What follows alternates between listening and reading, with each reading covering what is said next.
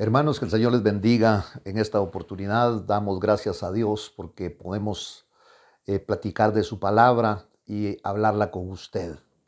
Tal vez usted todavía no tiene a Cristo en su corazón, pero ya está interesado en las cosas del reino y prontamente Dios, a través del Espíritu Santo, le va a abrir el entendimiento para que usted pueda degustar, gozarse de las cosas del Señor. Queremos saludar también a todos aquellos hermanos que confían en Cristo Jesús y también por aquel que está debilitado. Quiero decirte que esta tarde o este día, pues el Señor es el que te está hablando, porque Dios siempre manda palabra para sus hijos. ¿Me permites orar? ¿Me permites darle gracias a Dios por aquellos que han sido infectados, pero que se han venido recuperando? Y estoy seguro que dentro de ellos habrá pueblo del Señor que de una manera u otra, y no vamos a señalar, no vamos a juzgar, pudo contraer la contaminación. Así que me permite orar por su vida. Usted que está desanimado, quiero decirle que no es casualidad que estemos llegando, accesando hasta el lugar donde usted está, porque Dios le ama y no se ha olvidado de usted.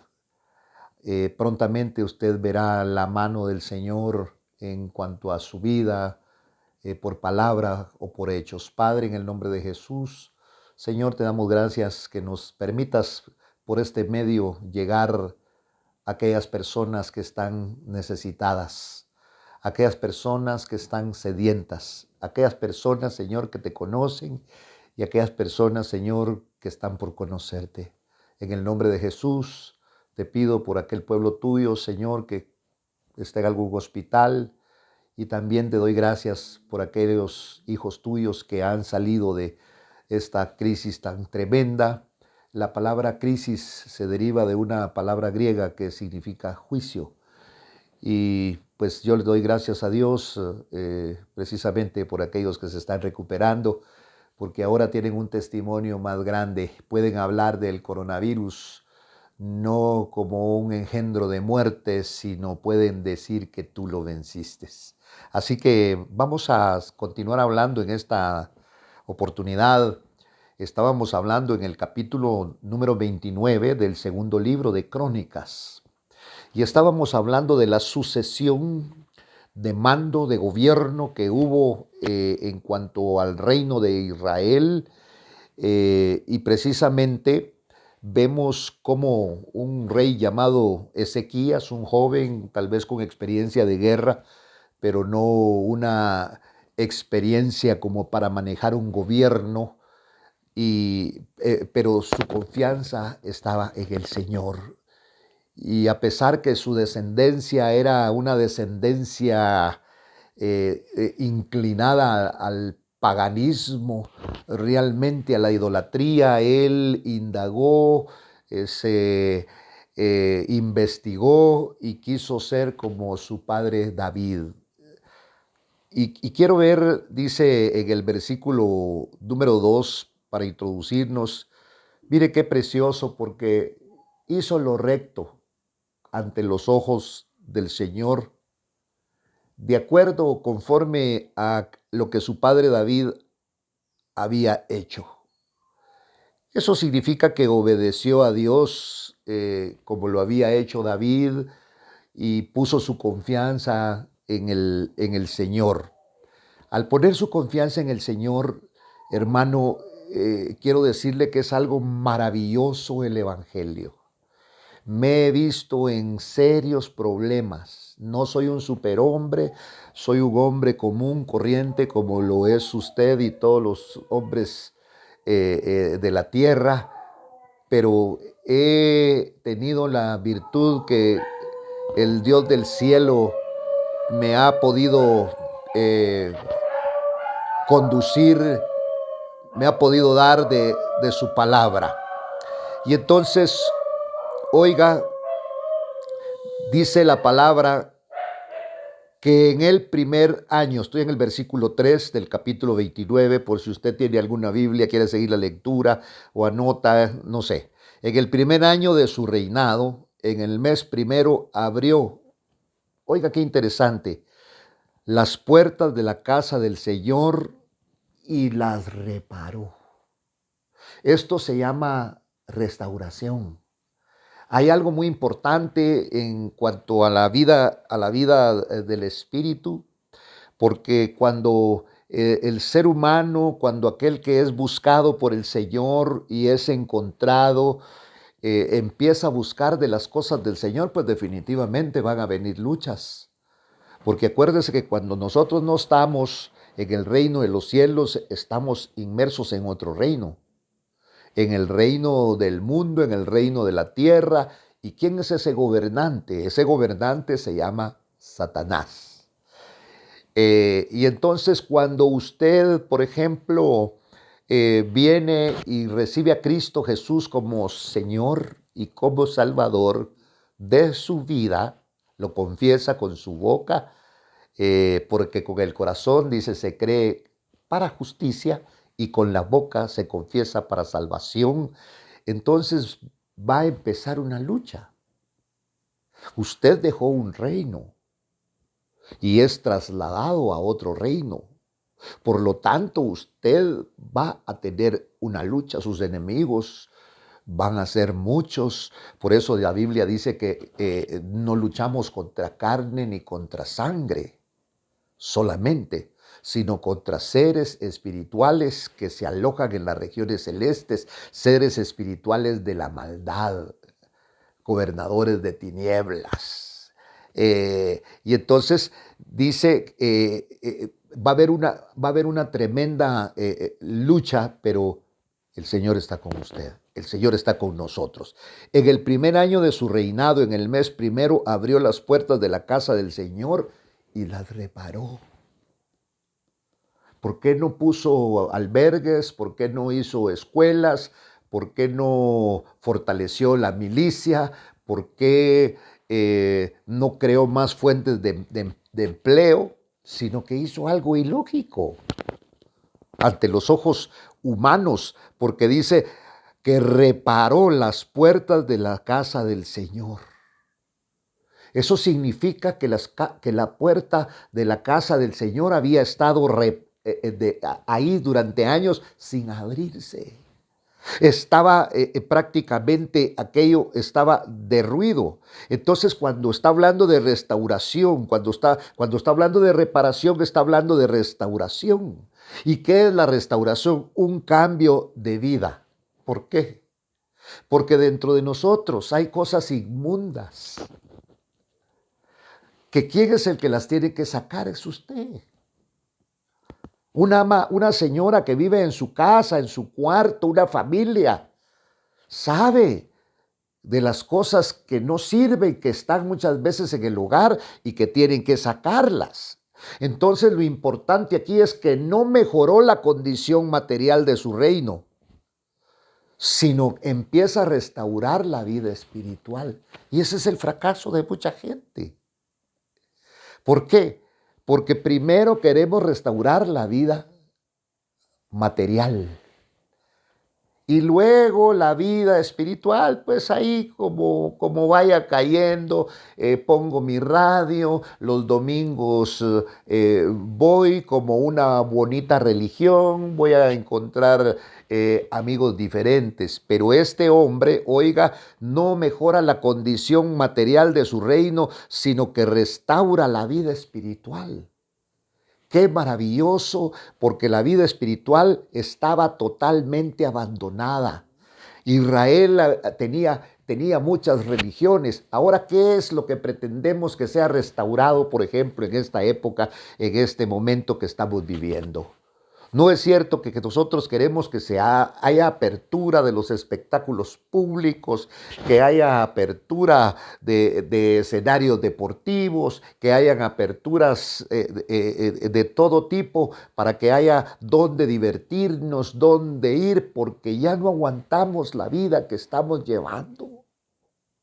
Pero este hombre, en medio de todo esto, ¿usted cree que no hubo oposición del pueblo? El pueblo ha de haber dicho: no, mejor queremos, tu papá era diferente, porque el papá de él era Manasés. Y este hombre llamado Manasés era un hombre que les había dado libertad, o más bien este rey Acaz fue infiel delante del Señor y permitió que todo ahora el pueblo se desbordara y tuviera sus propios ídolos, sus propios dioses, se volvieron politeístas. Mas sin embargo, cuando vino, ¿cómo se pondría?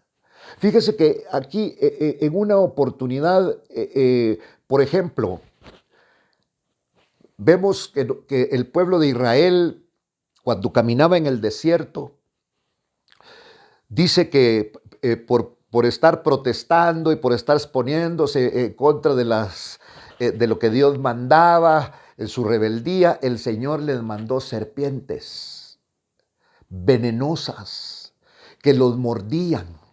Y la gente se moría y se moría y se moría en grandes cantidades. Y entonces fueron con Moisés y le dijeron: ¿qué hacemos? Y Moisés no era ningún médico. Tampoco Moisés era un estadista. Moisés era un siervo del Señor. Y entonces este siervo del Señor habló con Dios. Y Dios le dijo: hazte un asta, haz un palo, levántalo de madera y haz una serpiente de bronce y la pones al final de eso, y todo aquel que mire la serpiente de bronce vivirá. Y así lo hizo Moisés, y aquellos que estaban infectados llegaban y entonces venían y miraban la serpiente de bronce y el veneno se iba. Y la gente estaba muy contenta y entonces agarraron la serpiente de bronce y se la llevaron. Yo me imagino que ese día fue un día memorable y apuntaron el día, apuntaron la fecha, apuntaron el mes, y yo considero que ellos tenían una celebración tan grande cuando ellos el día le han de haber llamado el día de la serpiente de bronce. Pero vino el Señor y en un momento determinado le dijo a un siervo suyo: destruyan esa serpiente. Mire, destruyan la serpiente de bronce. ¿Cómo se pondría el pueblo? ¿Cuál sería el impacto del pueblo? ¿Por qué? Porque estaban haciendo una imagen, porque la serpiente de bronce no sanaba. El bronce es juicio. Ya estaba hablando de Cristo, que iba a llevar el juicio, que iba a llevar el pecado de la humanidad sobre él, y todo aquel que se abocara a Cristo Jesús sería salvo. Pero vinieron ellos y caminaban con la serpiente de bronce por todos lados hasta que el Señor ordenó que la destruyeran. ¿Cómo sería? ¿Cómo sería eso? Sería algo tremendo. La gente ha de haber intentado matar a aquellos que llevaron a cabo aquella obra que Dios había delegado. Continuemos acá. Y entonces, oiga, en el primer año de su reinado, en el mes primero, conforme a todo lo que su padre David había hecho, abrió las puertas de la casa del Señor y las reparó. Restauración de la vida espiritual. Dios te está hablando en esta oportunidad. Es necesario. La restauración de la vida espiritual no consiste en hacerte evangélico. Conozco muchos evangélicos, muchísimos evangélicos. Dios no quiere evangélicos.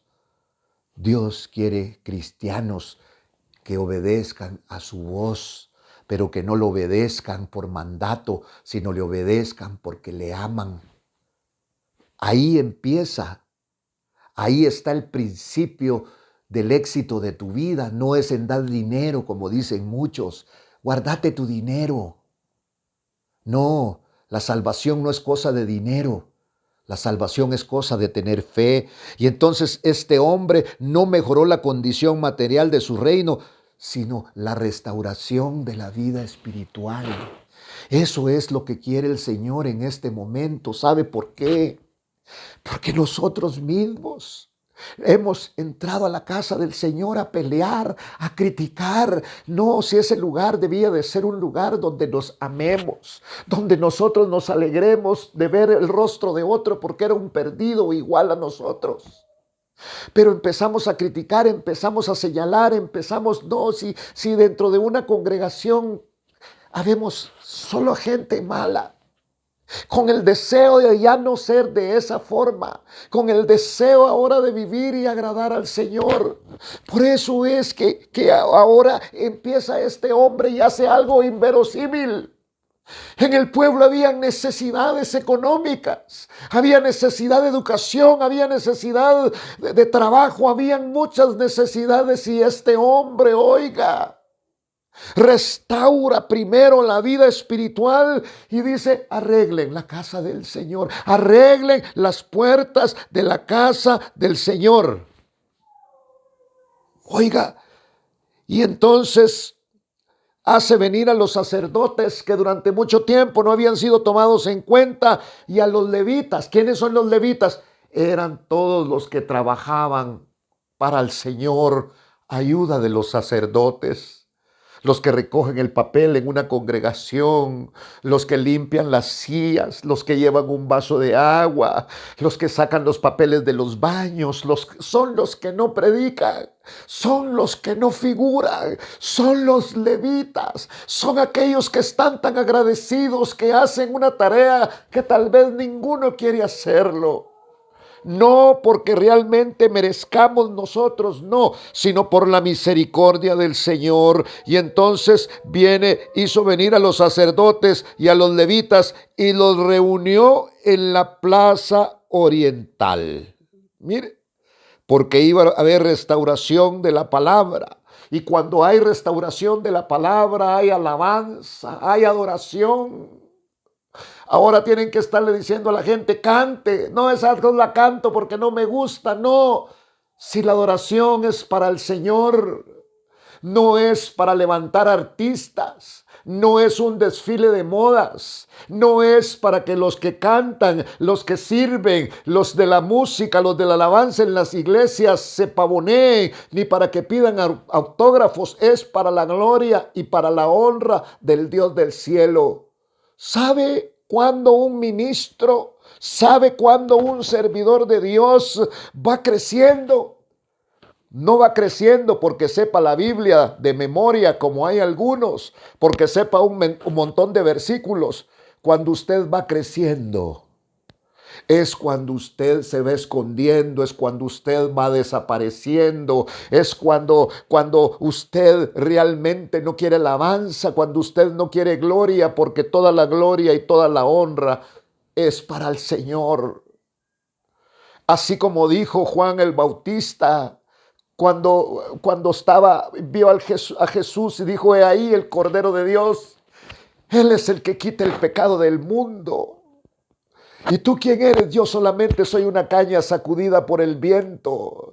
Y entonces le llegaron a contar que el Señor Jesús también daba la palabra y que tenía muchos discípulos. Y Juan dijo: es necesario que yo mengüe para que Él crezca.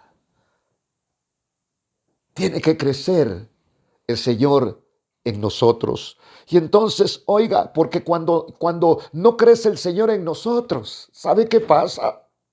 Nosotros decimos: solo a mí, ninguno me ayuda. Entonces empezamos nosotros a pedir dinero. Empezamos a poner los ojos en el Dios Mamón, que es el Dios de las riquezas. No, queremos vivir el Evangelio, es una vida sobrenatural. Que Dios recoge la basura del mundo. Y la basura del mundo somos los predicadores ahora. Somos los que llevamos la palabra del Señor, y no me avergüenzo del Evangelio, ni me avergüenzo de decir que yo era lo vil y menospreciado del mundo. Y por eso puedo decir con toda vehemencia hoy que el Evangelio es el poder maravilloso de Dios. Oiga, este hombre, dice aquí la palabra del Señor, dice: que reparó las, hizo venir a los sacerdotes. No tenían palabra. Si los sacerdotes no son para que se mantengan al lado de los mandatarios, son para compartir la palabra del Señor. Y los levitas, ¿quiénes son los levitas? Eran los que hacían los oficios. Pero estos hombres no eran tomados en cuenta en ese tiempo, en el tiempo del anterior rey, en el tiempo del rey Acaz, en el tiempo de aquellos reyes que no tomaron en cuenta a estos hombres, mucho menos a los profetas del Señor. Y entonces le dijo, oídme, hizo venir a los sacerdotes, hizo venir a los levitas y los reunió en la plaza oriental. Esto significa restauración de la palabra y la adoración a través de la alabanza. Entonces le dijo, oídme levitas. Oiga, santificaos ahora y santificad la casa del Señor, Dios de vuestros padres, y sacad lo inmundo del lugar santo. No me gusta predicar por estos medios. Tuve que pedir permiso para poder predicar por este medio. Le tuve que pedir permiso al Señor. No puedo ni usarlos.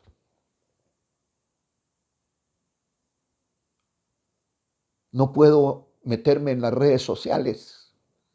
Me están haciendo un favor.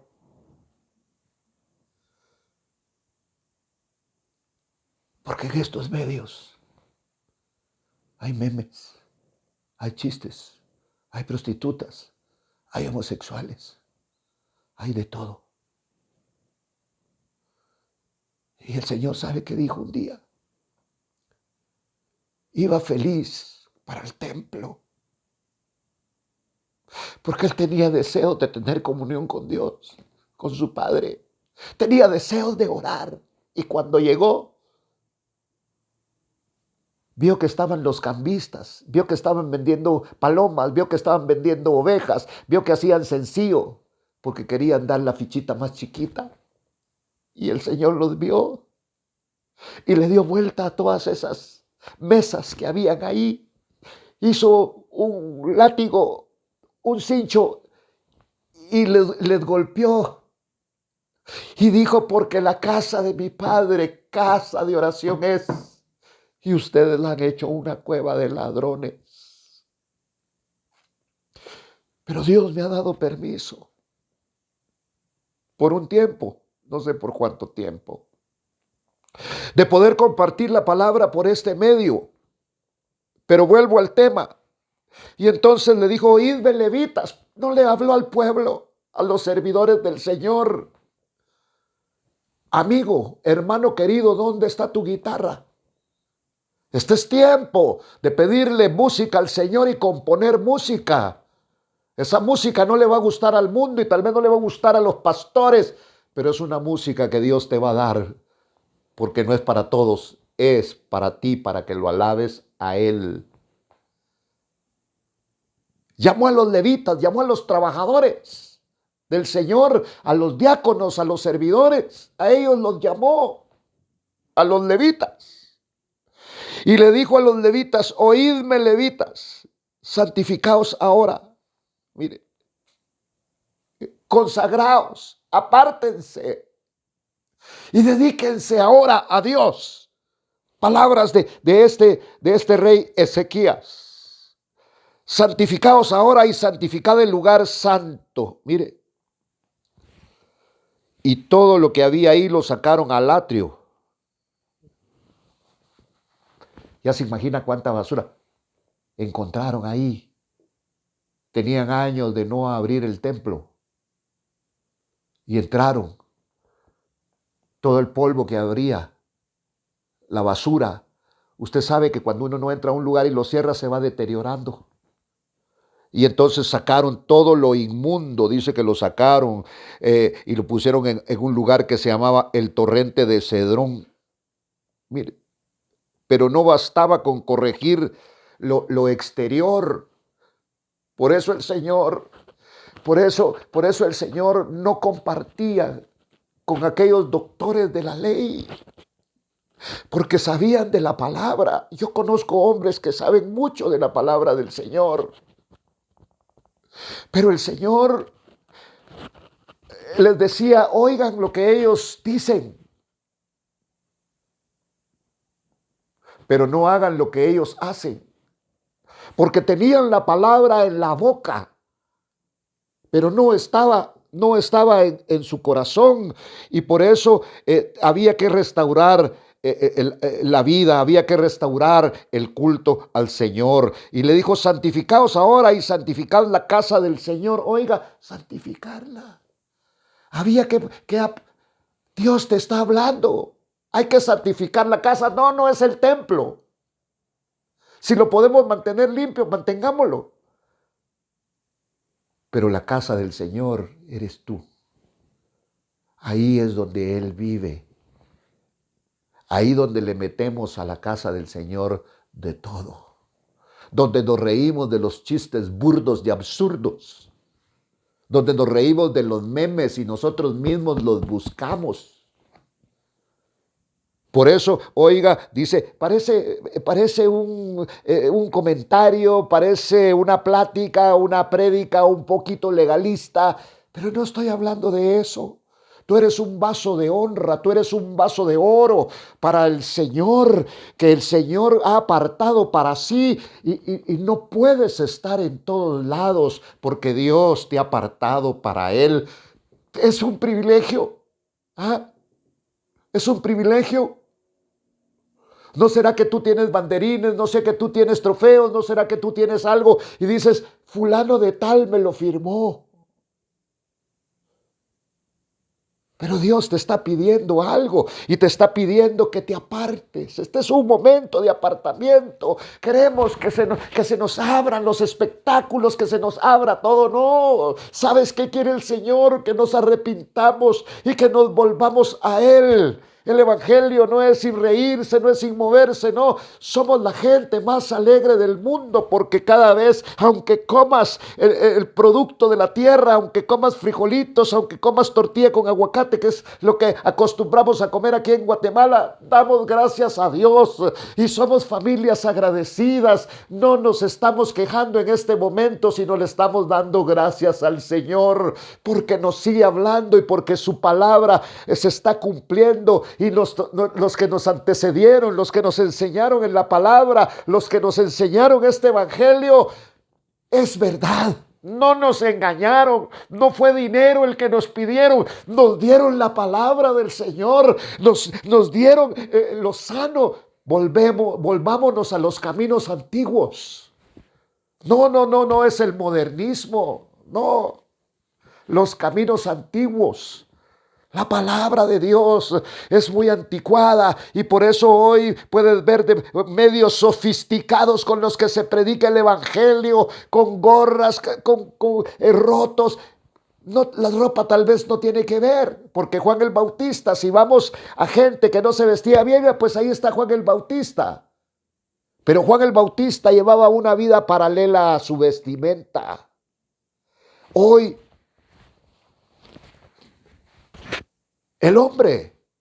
el Señor le llama para que se aparte. Y entonces, óiganme, levitas, santifíquense ahora, santifiquen la casa del Señor, el Dios de vuestros padres, y sacad lo inmundo del lugar santo. ¿Dónde? El lugar santo. Dios quiere que tú seas su lugar santo. Lo más profundo de tu ser, el Señor está hablando de una limpieza. Y dice acá, porque vuestros padres, estoy en el versículo 6, nuestros padres han sido infieles. Eso habla de descuido espiritual. ¿No será que ha sido infiel? Pero yo no te estoy hablando para condenarte, sino te estoy hablando para que en este momento la palabra de Dios entre y su Santo Espíritu te diga, es tiempo, pídele perdón al Señor en este momento y en el nombre de Jesucristo, ahora mismo vas a tener tú una respuesta y en medio de todo esto que venga el hombre, el diablo está probándonos, está diciendo con el toque de queda se están quejando los cristianos, pues no. Leemos la Biblia, oramos, discipulamos, hablamos de las cosas del Señor y en este momento comparto contigo. Y doy gracias al Señor. Y en el nombre de Jesucristo le pido al Señor por tu vida y por la vida de todos aquellos que están en este momento desesperados. Gracias, Señor, en el nombre de Jesucristo. Amén y amén.